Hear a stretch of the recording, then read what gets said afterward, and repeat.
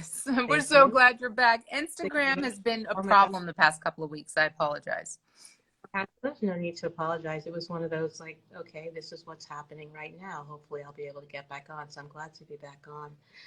And in answer to your question, I mean, I'm no statistician. So from a purely objective perspective, I don't have a nuts and bolts answer to your question, but just knowing that we live in an expansive universe and knowing that we are currently in the age of awakening and consciousness expansion, then yeah, it absolutely makes sense, especially when we look at how much our approach to and our relationship to trauma recovery, trauma treatment, and addiction recovery and treatment have changed.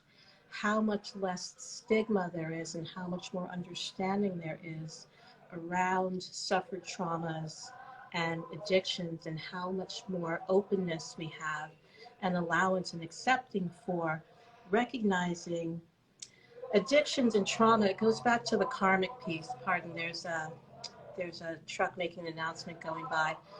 When we look at our own karma and the challenges to our awakening, it's what we were saying earlier about the things that limited us in our childhood actually serving as the seeds for evolution and advancement in our adult and more conscious years, then yeah, there have to be more empaths because we have more space in our lives now, in our cultures now, to dial back into ourselves with gentleness and tenderness. And each of us has the capacity for levels of empathy. Some of us have stronger resonances than others.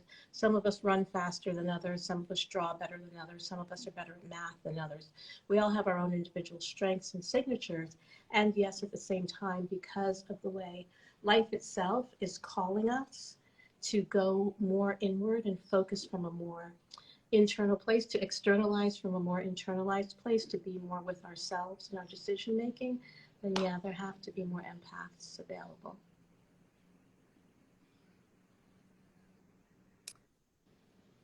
I mean, enough said on that one then. Go ahead, Nikki.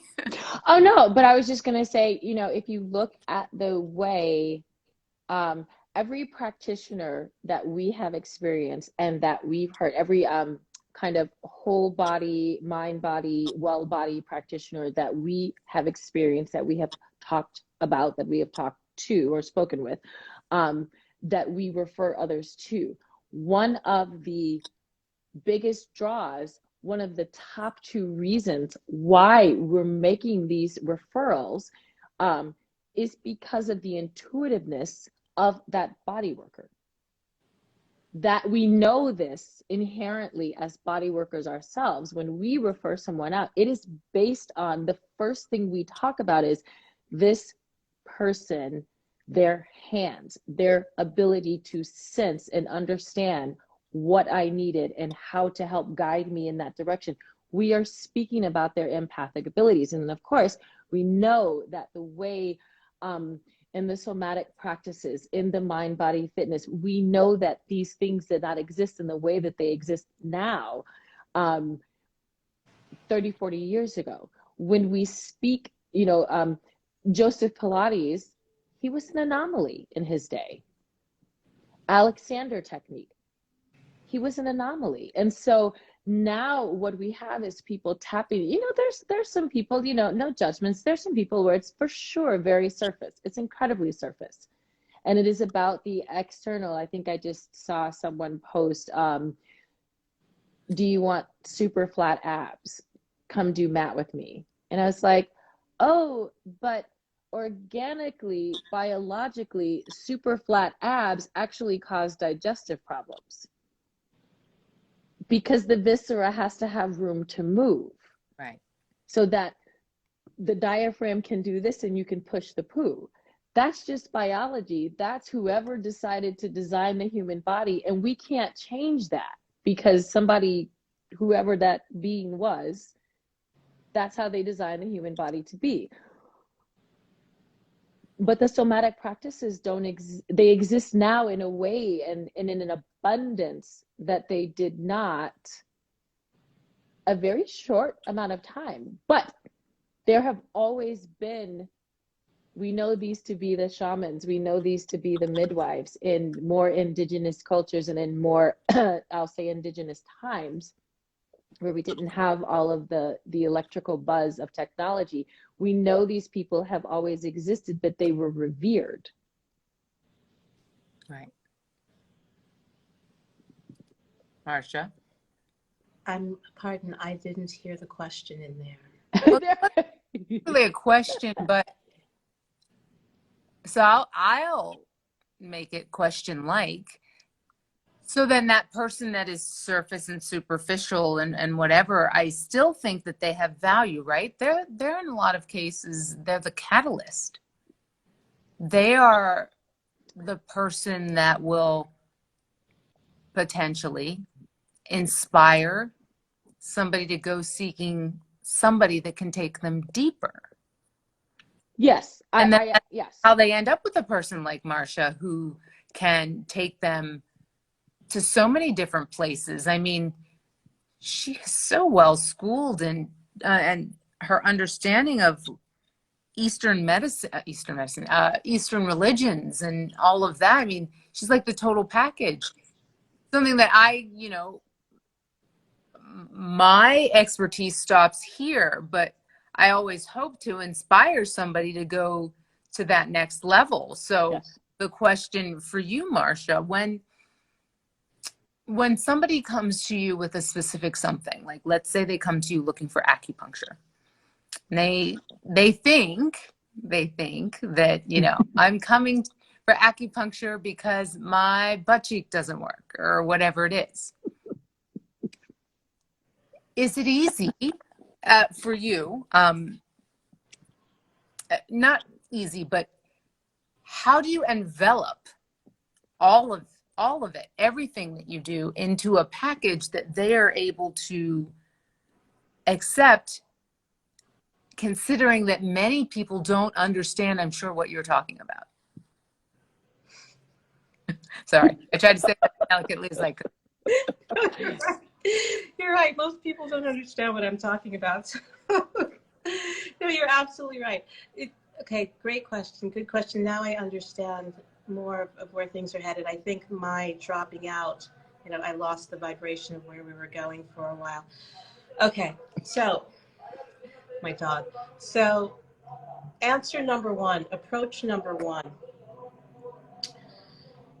And this is something that came up in our preliminary talk.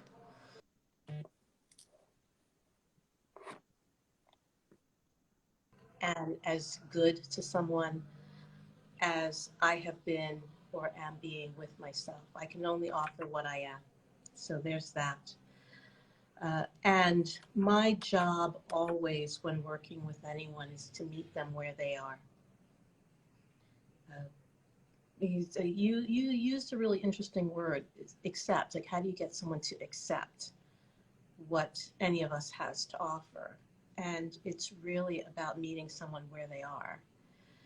That's the gift and the beauty of a Chinese medicine practice, or being a Chinese medicine practitioner, in that there is a system. So once again, back to a system for reference. Taking someone's, in the world of diagnosis, the chief complaint. What's your main reason for crossing the threshold? Why are you here to see me?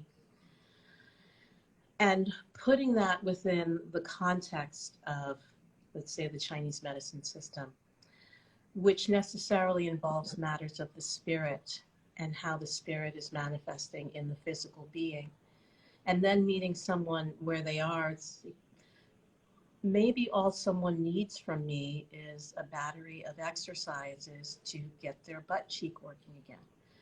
But my knowing that the glutes, being in the region of the pelvis, in the region of the sacrum, the first and second chakras, are all about our ability to guide and direct our own lives, our ability to understand our placement within the grand scheme of our incarnation, our ability to create our own selves, our ability to support ourselves, root chakra issues. Just having a constant connection with and a constant reference to the larger themes that the individual chief complaint is referencing or reflecting allows me to then understand where this person needs me to meet them in order to be of highest service to them.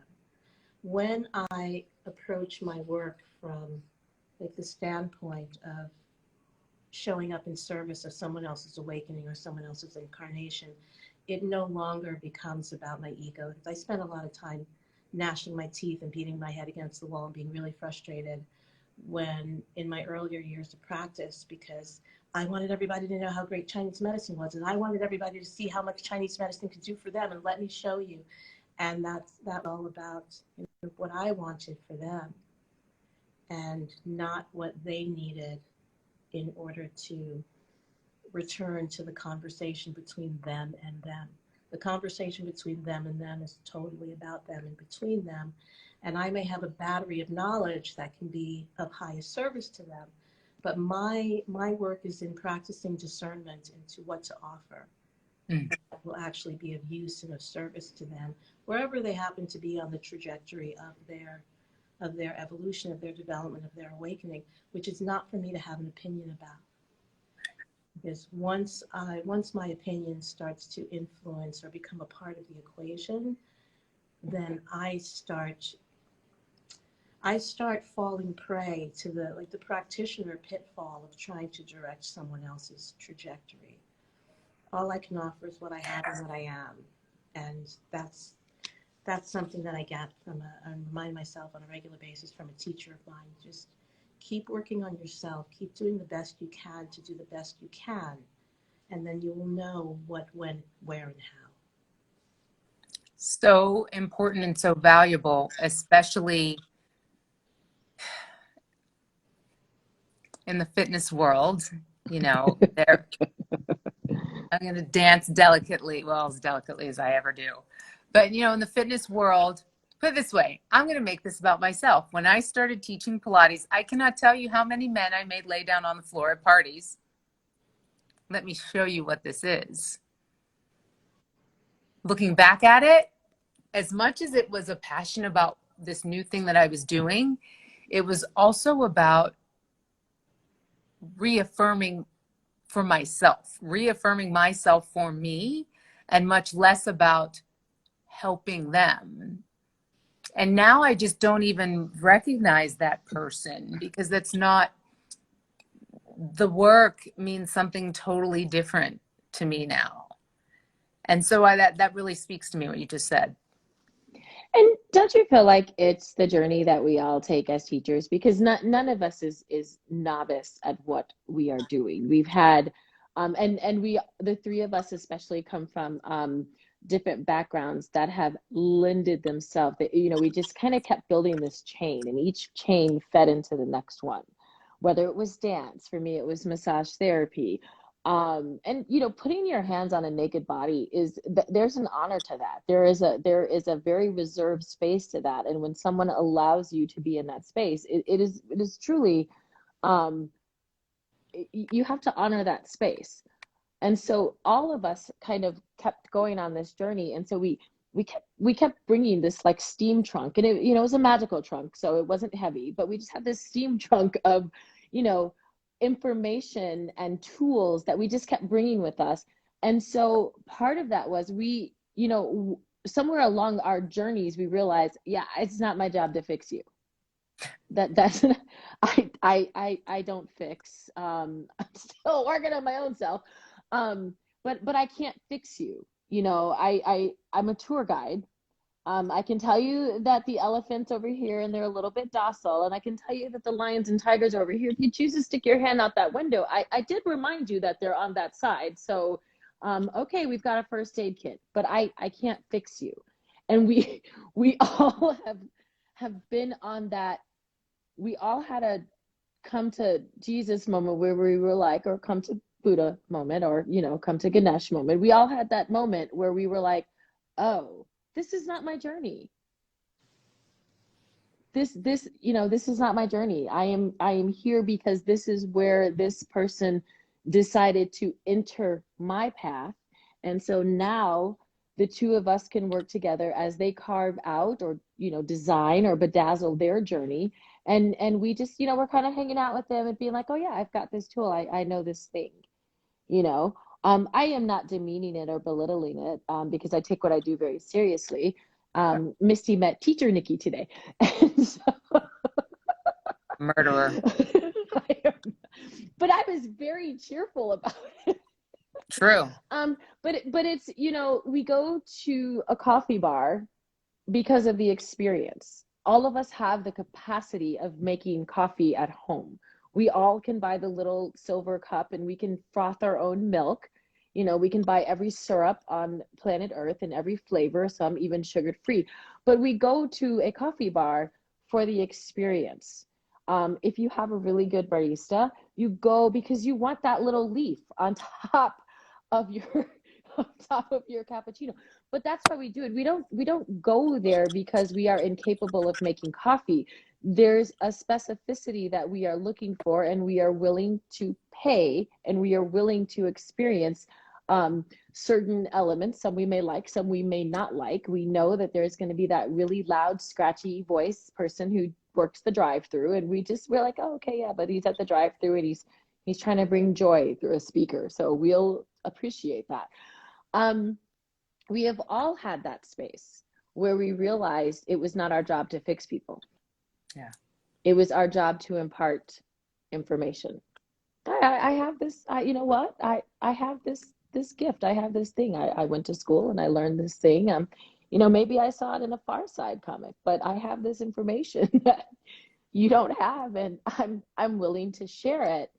One of my dance, I used to rehearsal direct for her. I danced with her and I used to rehearsal direct from her, a woman out of New York.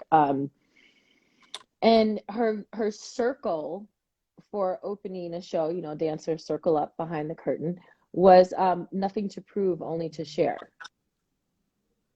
Nice. And that always stays with me because in that moment, it helped with my performance anxiety, because as much as it's about the audience, I just needed to start if I could get through the first 4 counts. That was good. But it was not about proving something. It was about sharing. And it was also about sharing, most importantly, especially in ensemble work, with the people on the stage, because we had this journey of working together through the rehearsals. And but that is what we are. In the number of years that we have been teaching and practicing, we are sharing something that we have a great interest in, and we have decided to share it with whomever decides to receive it. Yeah. I did want to ask you a question. Harmony has asked a question. Marcia, how do you politely say no to others' experiences? I'm not quite sure what that means. How to say no to others' experiences? Harmony, do you mean like that, maybe like a person who comes into a session and their energy is all over the place, or they choose to viscerally share things in a way that maybe are not yours to receive or experience?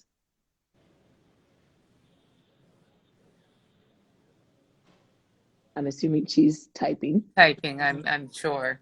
I'm going to ask this question. It's pretty direct. Yes. Yes. So people who are viscerally sharing. They overshare. Oh, there is no such thing for me in my work. There really is no such thing. And that's one of the things that I really cherish.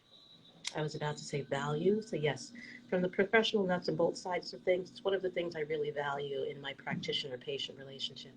But underneath all of that, because it is about the relationship, and ultimately it's about the relationship of self to self, there is no such thing as oversharing, because I fundamentally believe that we each must have a place somewhere in the world where we can speak as freely as we need to in order to find our own truth again in underneath all of the layers of stuff, all the layers of personality. And I hope I'm understanding Harmony's question correctly, because I have people who come in regularly, someone invariably says to me, oh, I'm probably oversharing, or this is probably more than you wanted to hear, or when I know things are moving in a good direction for the person on the table or across from me, when I hear, I can't believe I'm telling you this, but that's when I know someone feels safe enough, they feel comfortable enough with themselves and within the space to trust the space and trust the relationship, to allow themselves to be seen, witnessed, allow themselves to reveal themselves to another. Because anytime we reveal ourselves to another, it really only is us revealing ourselves to ourselves. So we can see our truth again clearly. Because there's so much shame. There's so much shame that hampers us and keeps us from touching back into our essential selves. When we finally have a space and we have the freedom for the full expression of the things for which there is no space anywhere else in the rest of our lives, that's when we can start to become more intimate again with what we call authenticity. It's really just being intimate with ourselves. And as a Chinese medicine practitioner, I necessarily need to know about things that are considered oversharing in other social constructs and even in other professional medical relationships. It's very common in Chinese medicine to ask people about their elimination processes. So yeah, we have to talk about poops, and we talk about your gassiness, and we talk about all the details surrounding that, because the energy of the large intestine is reflective of our ability to let go of things. And oftentimes, well, I'll go away from the oftentimes one and go more to an invariably example. Invariably, with cases and diagnoses of IBS and IBD with an autoimmune component, there is invariably some traumatic experience that has taken place in that person's life that has disordered their central processing system so much that they can no longer process. It's like they have no capacity to process the basic things that are supposed to be ingested by a human physical organism. So yeah, we talk about your poops because it's going to give me some insight into how attached or how gripped or how I don't hear either. Oh, there we go. what your relationship to anger is also. Because from a clinical perspective, just pure biology, pure physiology, the liver, which is our detoxifying organ, it detoxifies and processes fat-soluble chemicals, including hormones, which are the chemical substance of our emotion. In Chinese medicine, the liver is responsible for governing all of the qi and all of the emotions of the body, but chiefly anger. And the liver dumps its toxic load into the large intestine for elimination. So if you come to me with constipation, or if you come to me with IBS and IBD, I'm also going to start looking at your liver and your relationship to anger, and is there repressed anger that's active in your system that's causing this constipation? I have to look at the whole of you and how your physical presentation is reflective of your psycho-emotional life and your psycho-spiritual life. So there is no such thing as oversharing for me. And I find that in my practice, in my work with people, when I open that space of allowing, let's just have a conversation about you, tell me what's going on. That's frequently what I say to people when they come in for a first appointment or when we first sit down for a telehealth conference. So tell me what's going on. Tell me what you want me to know about you. And that opens the space. So then there is no such thing as oversharing. If someone has a disharmonious relationship to their sexuality, or if there is something that at first appears to be inappropriate, I generally give it some space. Let's see what else is going on, what's underneath here, because we all have very specific reasons for the things that we do what we do. So if there is oversharing that's kind of existing in the realm of what we would call inappropriate, let's see what else is going on here. The more constant and steady, and there's the meditation practice again, the more constant and steady I remain within my own being, and the more neutral I am in my reception and observation of the person sitting across from me, the more the actual truth for them has the space to come out.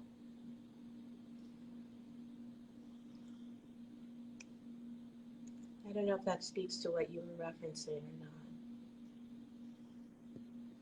not. Oh, Misty, we can't hear you. There, now I can hear you. Okay. Instagram. I know I was saying, Harm, let us know if that covers it. But in the meantime, I just want to say, because we've got to get to winding down. There's children to be picked up from school. Marcia, I think what's so brilliant about what you do is that you take something that a lot of people would think is woo-woo or just out there, and you make it so relatable that you can't deny it. And that's talent, but it's also resonance, isn't it? Yeah. Mm. I mean, you live it. We see it. You gotta live it. Well, that's the thing. We have to live it.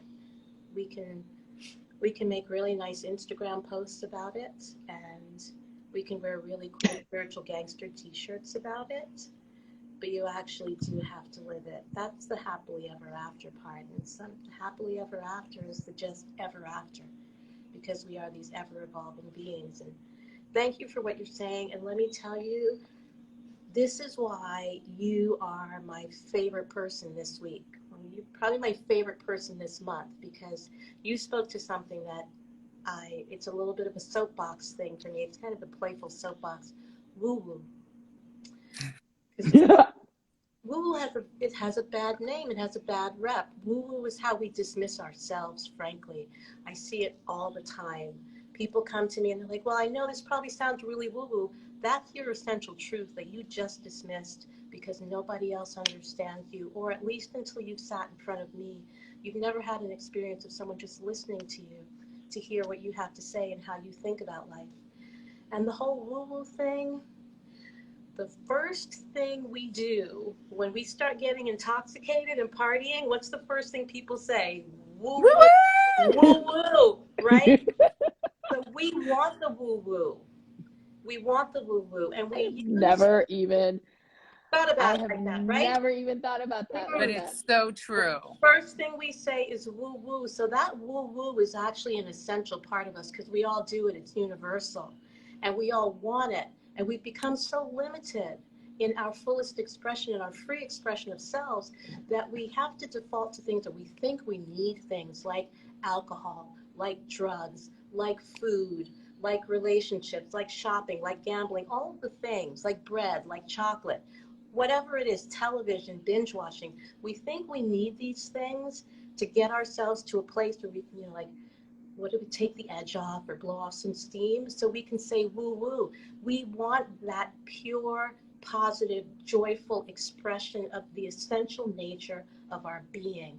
And we don't need substances or things outside of ourselves, because it already exists. It's all right here. It's always been right here. We always have been right here. That's the deal, man. Wow. Love it.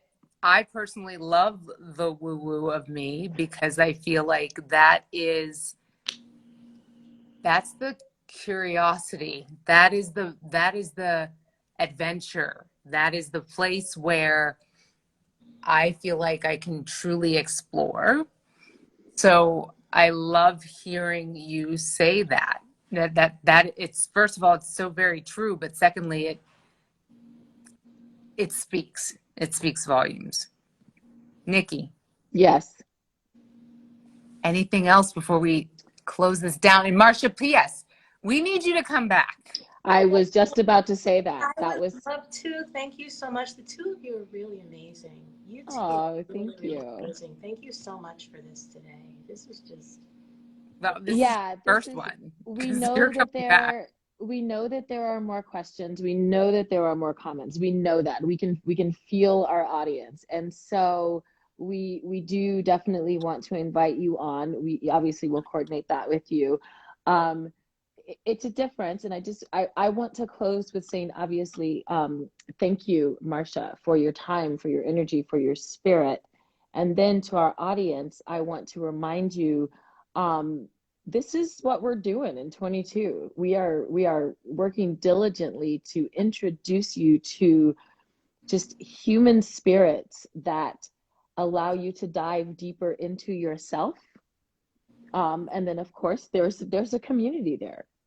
You know, if you're not looking to dive deeper into yourself, or you're on a new journey, or you're expanding your journey, there are people.